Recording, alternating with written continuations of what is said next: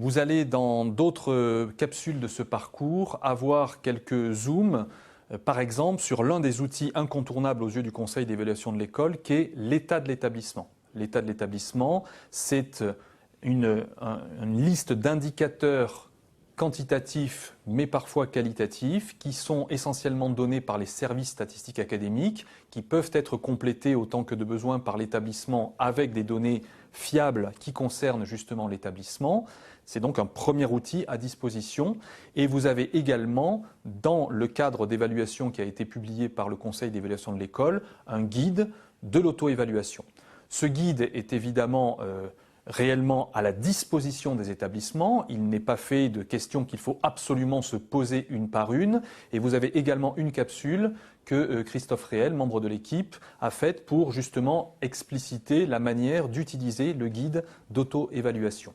Donc ce sont des outils dont les groupes de travail doivent s'emparer et il faut prendre vraiment garde à ne pas rentrer dans la démarche en se disant il y a une liste d'indicateurs qui est donnée par les services statistiques académiques et on va en faire la lecture exhaustive un par un et ceci constituera la démarche d'évaluation. Ce n'est pas dans ce sens-là que le Conseil d'évaluation de l'école a construit les outils.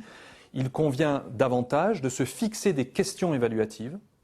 et à partir de ces questions évaluatives, d'aller repérer dans l'état de l'établissement, par exemple, ce qui peut éclairer la question évaluative. Donc ça donne évidemment un tout autre sens à la démarche et ça n'est pas du tout une liste exhaustive qu'il faut épuiser d'indicateurs, mais comment ces indicateurs servent la réflexion autour des questions évaluatives que l'on s'est posées. Et donc chacun des groupes peut, de cette manière-là, se poser les questions évaluatives, est aidé par le guide que nous avons produit, mais sera aussi aidé par des ressources complémentaires qui seront entre autres déposées sur ce parcours d'auto-formation, que nous mettrons aussi à disposition des académies à chaque fois que nous en produirons, qui seront un peu plus détaillées, qui ne seront absolument pas prescriptifs, mais des aides proposées. Ça permettra effectivement au groupe de travail de se dire qu'il y a des questions évaluatives un peu plus précises à poser, si les groupes le souhaitent, et qu'en face, le Conseil d'évaluation de l'école indique quelles sont justement les données de l'état de l'établissement qui peuvent servir à éclairer la question,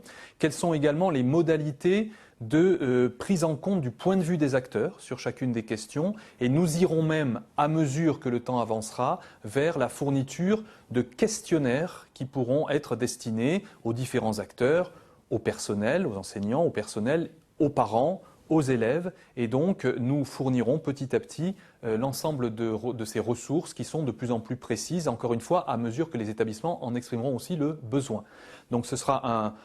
des ressources plus détaillées qui seront à votre disposition et encore une fois disponibles sur le parcours d'auto-formation dont nous sommes en train de parler.